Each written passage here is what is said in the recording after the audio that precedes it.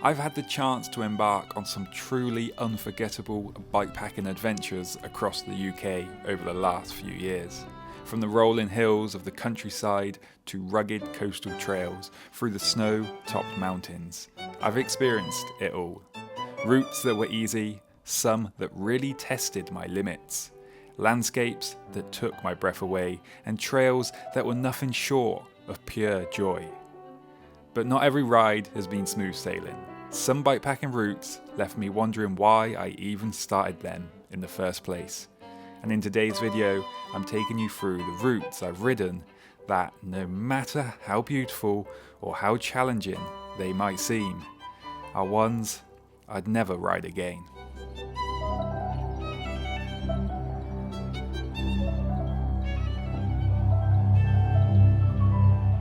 The Great North Trail. On paper, it sounds like an absolutely epic adventure. And it was. 780 miles of off-road trails, starting in the Pennines and ending all the way up at Cape Wrath, Scotland's most northwesterly point. And don't get me wrong, parts of this trail are amazing, especially once you hit Scotland, where the landscape opens up and the ride feels more like an adventure than a chore. But the first half, well, let's just say it's not exactly the dream ride I had hoped for.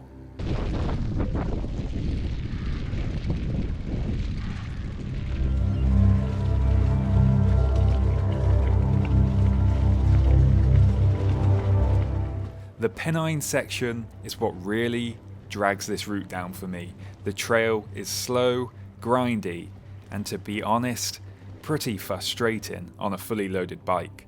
I've ridden sections of the Pennine Way multiple times now, and I have to say, I've never really enjoyed it, no matter the weather. It always feels like a grind. It's tough, it's rough, and it's just not fun when you are carrying all your gear.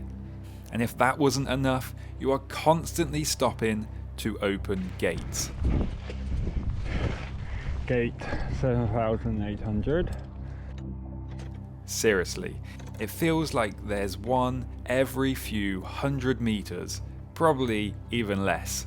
Thank you so much. It completely breaks the flow, and after a while, it just starts to feel like a chore. You don't get that feeling of freedom you expect from a bikepacking trip. Instead, it's just endless gates, rough paths, pushing through the tough terrain.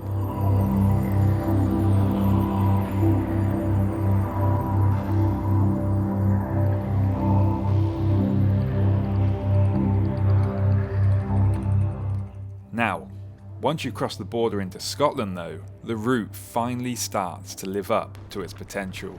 The trails open up, the scenery becomes absolutely breathtaking, and the ride itself is a lot more fun. But honestly, after the Pennine section, you are already pretty drained and quite honestly over it. The first half feels like it never ends, and by the time you're in the fun part, you're just relieved to be done with the grind. I'm glad I did it, but never again. At least not starting in the Pennines, that's for sure. If you're thinking about taking on the Great North Trail, my recommendation would be to start at the Scottish border, skip the grind and head straight for the good stuff. Trust me, you'll enjoy it a lot more.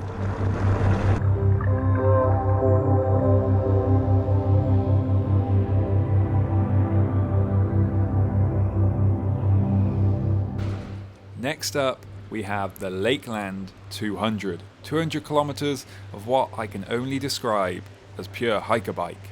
Seriously, at times I felt like I didn't even need to bring my bike. I just hiked the entire route while pushing my bike up all the hills.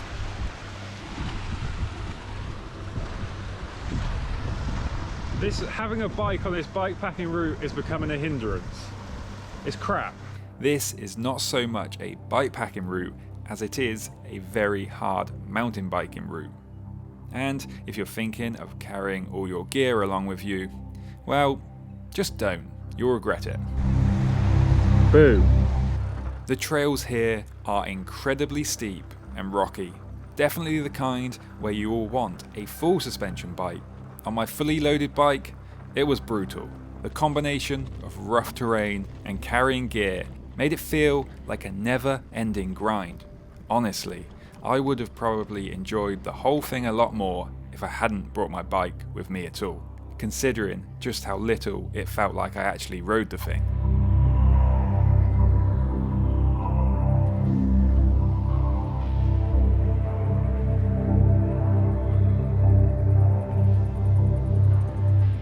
If someone handed me a really nice full suspension bike, carried all my gear for me, or better yet, put me up in a hotel each night, I might consider doing it again.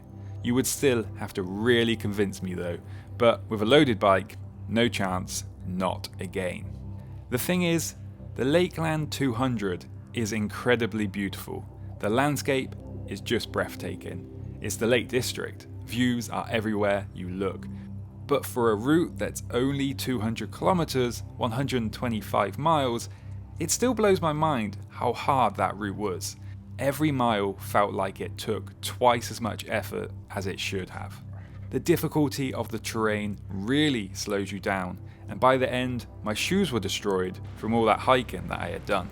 Would I recommend bikepacking the Lakeland 200? Honestly, I'd advise against it if you are planning on carrying loads of gear. But if you really want to take on this challenge, I'd suggest staying in a B&B and riding it on a full suspension bike.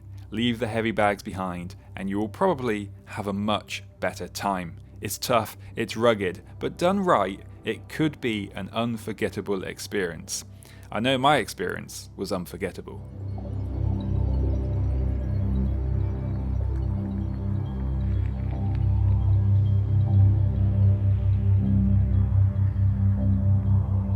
Last on the list is the Cairngorms Bikepacking Loop, a 200-mile adventure around one of Scotland's most stunning national parks.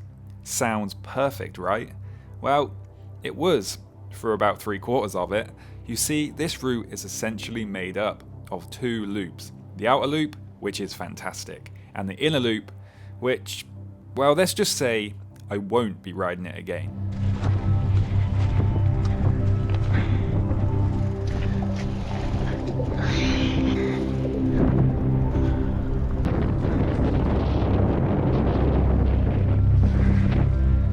The outer loop was everything I hoped for. Beautiful forest tracks, incredible terrain, and that classic Scottish landscape that makes you feel like you are in the middle of absolutely nowhere. It was fun, challenging, and just the right balance of tough but enjoyable. But then came the inner loop, and that's where things took a turn for the worst. The inner section. It's one long hiker bike, and I'm not exaggerating when I say it felt like I walked for miles and miles. The trails were barely a trail at all, more like sheep paths full of boulders winding through the hills, barely rideable and hard to follow at times. It didn't help that I was hiking through this section in the middle of a named storm.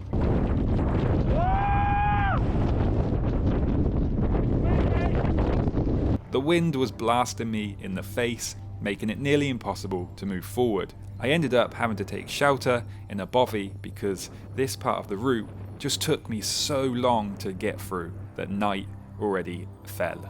The storm made an already tough section absolutely brutal. But honestly, even without the storm, I don't know why this part is even included in this route. It just doesn't make sense. It's not rideable for miles, and it felt more like a forced detour than part of an enjoyable bikepacking experience. I'm not sure I could ever enjoy cycling this section, whether on a loaded bike or on a full suspension bike. It was just terrible. Oh, I've done 30 miles. It's taken 5 hours to do that. If the route had just stuck to the outer loop, I would have loved it. The Cairngorms are breathtaking, and that outer section is a solid ride with some of the best scenery in Scotland. But because of that inner loop, the Cairngorms Bikepacking Loop earns a spot on this list. If you want to take it on, my advice, stick to the outer loop. You still get the best of the Cairngorms without all the unnecessary hike a bike and suffering.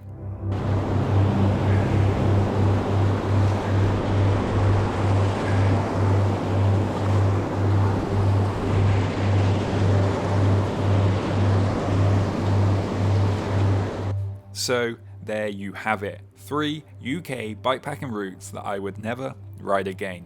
But hey, this is all just a bit of fun. I'm really glad I did each of these routes and made it through for the experience. There is something about taking on a tough challenge that sticks with you, and these rides definitely delivered that. But once was probably enough. At the end of the day, every ride teaches you something, and I wouldn't trade those memories for anything. But will I be tackling these trails again? Probably not. Thanks for watching, and if you are planning your own adventures, just remember, sometimes the best routes are the ones you never want to ride again.